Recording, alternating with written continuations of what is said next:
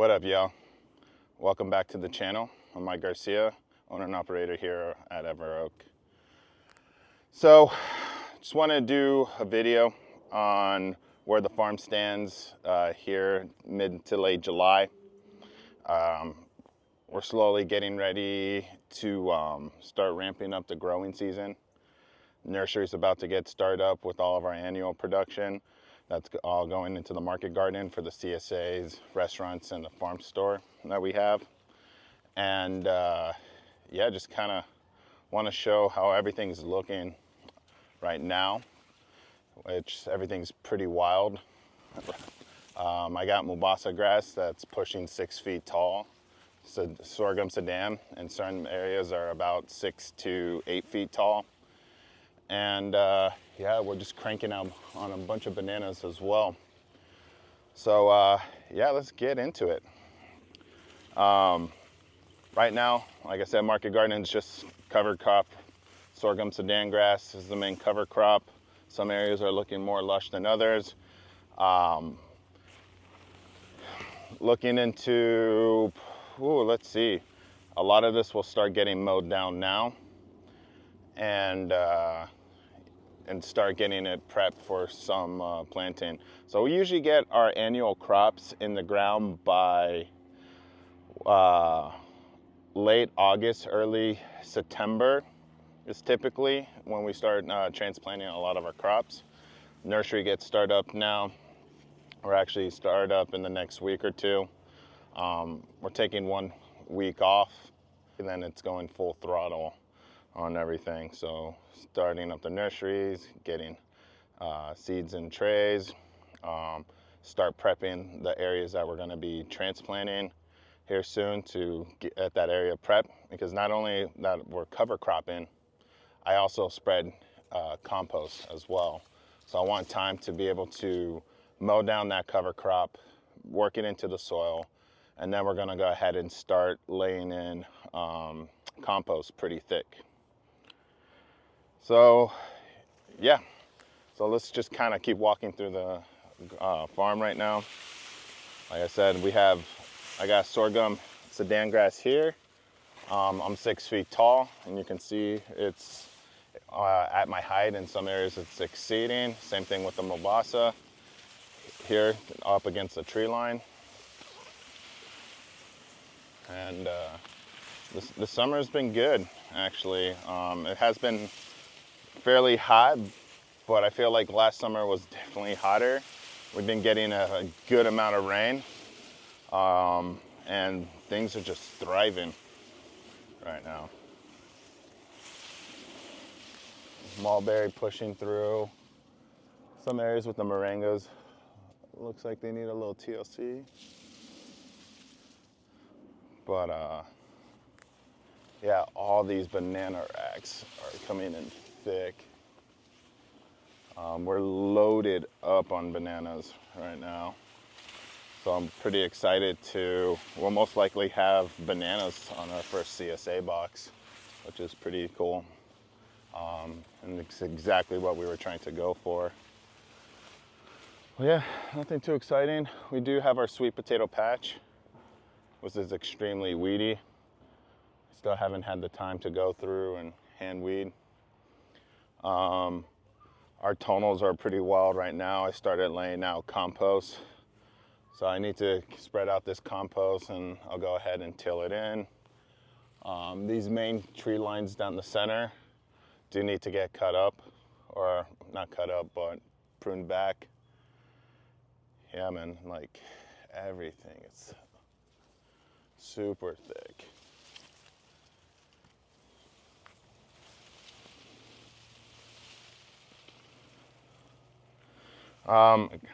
Finally, it looks like our Napier grass that we started planting down on this tree line is starting to emerge.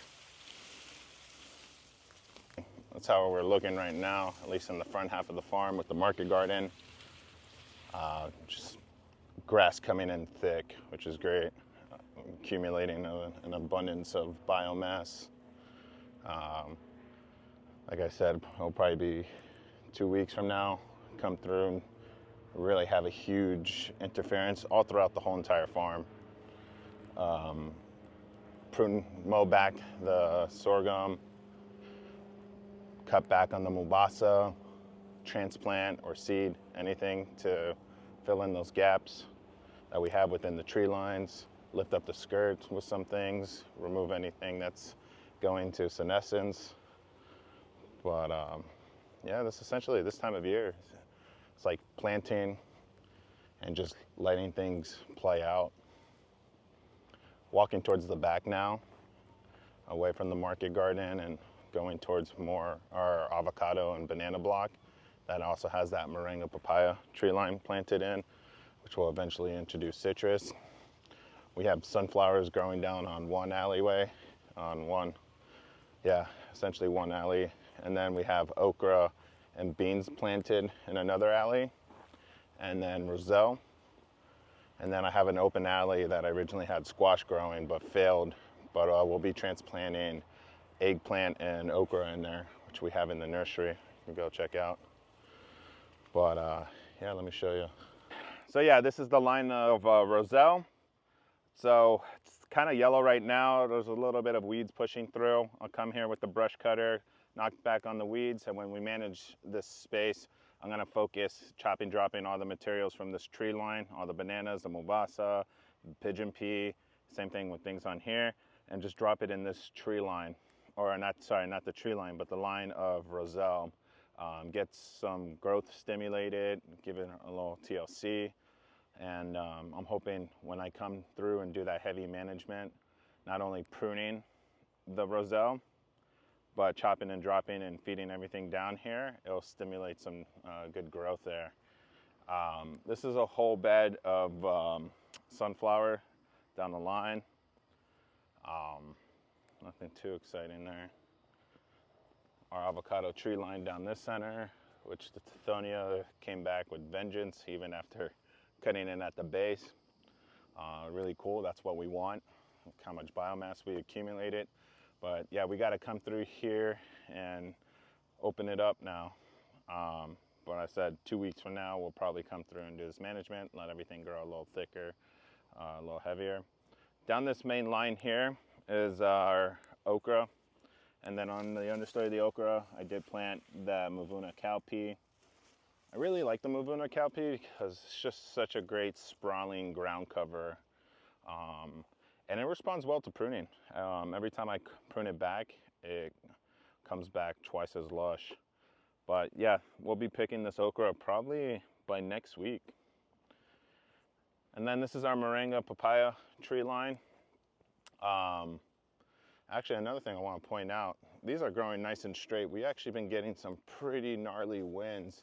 And I noticed the moringas on this side are getting pushed and knocked over.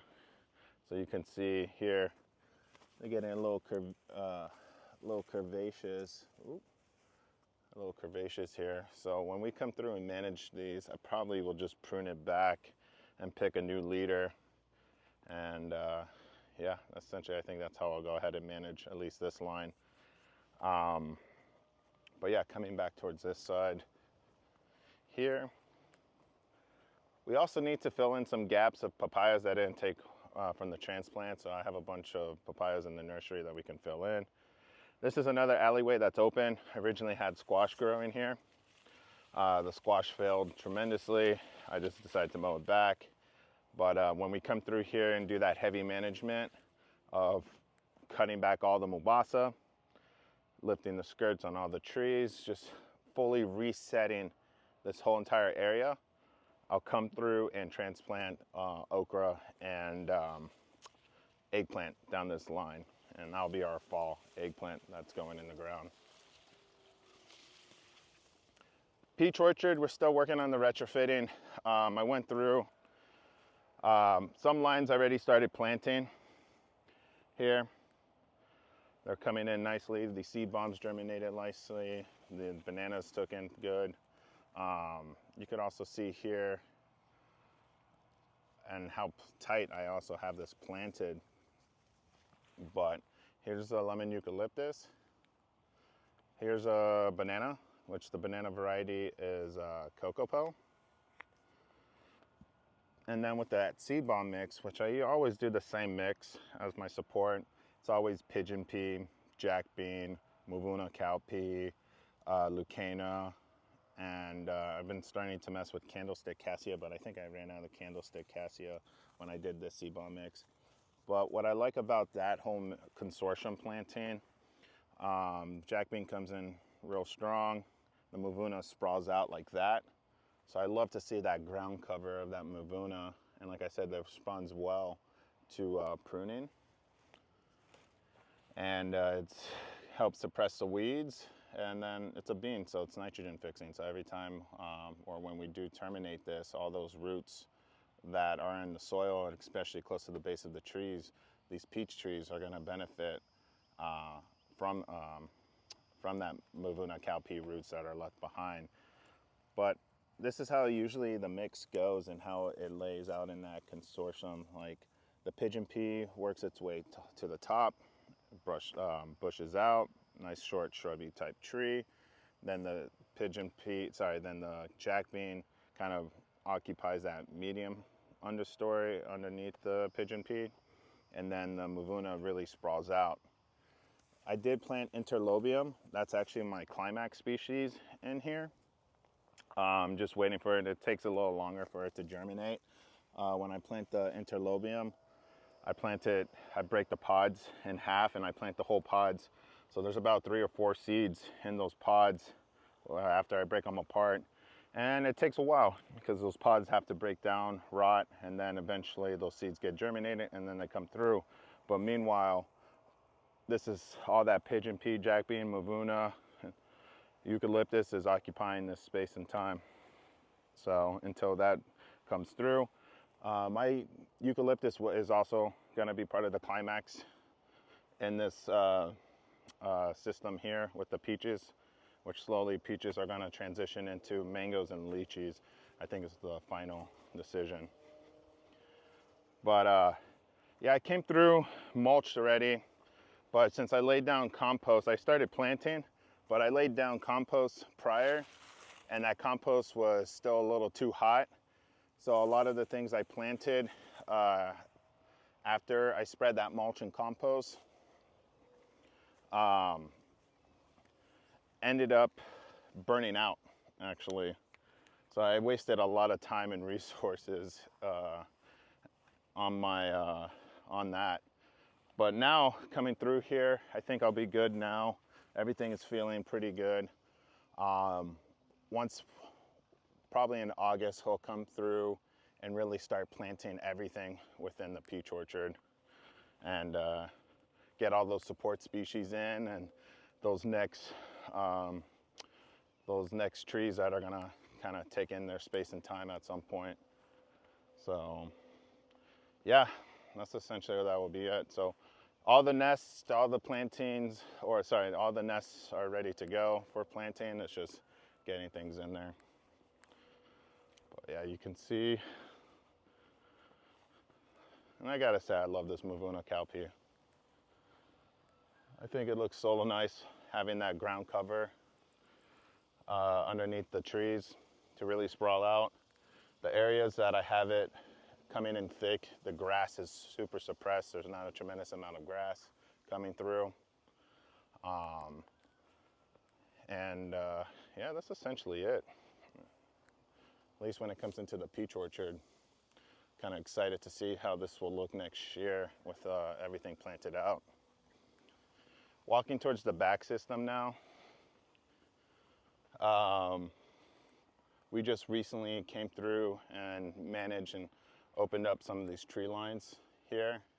The jack bean, and actually mostly the jack bean was coming in thick, and I also had some ube that was left behind previously in this area that was kind of starting to choke and smother out some of the things, so I needed to come through here and open it up. Here, I'll show you right here. So yeah, you can see the Mavuna is already coming back. Jack bean is bushing out. You can see where we cut it. This is why jack bean's great. Responds so well to pruning. Same thing with the Mavuna cowpea. Here's the Mavuna cowpea. There's still a piece here hanging out, but you can see it's now starting to push out some new growth there. After being pruned back, yeah, you can see right here, got cut down here. This is actually from this line here. But yeah, that's essentially it down this line. We had Roselle, volunteer Roselle, because last season we had a full block of Roselle. And since I had a lot of volunteers, I let them go. And I'm like, here's still one. But that Roselle grew so quick, it was just smothered so much out. So it came through and chop and drop. Also, we chopped and dropped everything in between the tree line and the Napier. We're actually getting ready to cut back this Napier soon. I'm letting it get tall, super tall, and I want thick canes because we're taking propagation material from this to plant within these lines here, and then also in the front of the market garden. And then we'll also be planting along this whole system in between all the Tithonia. So I really want a mix of Tithonia and red Napier grass going down in between. I think aesthetically it'll look nice, and I think the combination between the two is just a great accumulator of biomass. So, and I like that idea of too, that the Tithonia, after you chop and drop it, it's just the leaves break down so quick that you're just left with these sticks. And to keep those sticks covered, and I think to have that grass on top, so come through and chop the Tithonia down first, and then to lay the Napier grass on top to really protect that and keep that organic material covered real well, so it can break down nicely. That's essentially it for now. Like I said, nothing's too different from the last time I did the video of our farm walkthrough update.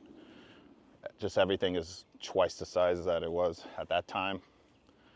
And yeah, early August, heavy pruning, heavy reset, transplanting, seed bombing, filling in those gaps, dropping all that material, pruning all the trees that need to get pruned, and then we'll let it sit for another 10 weeks. We'll then come through and prune it again, and then not touch it till February. So that'll be the plan. That's pretty much it. If you like what you're watching and what you see, please like and subscribe and share. It helps us out tremendously. Really trying to build up this channel now. And until then, y'all, take it easy.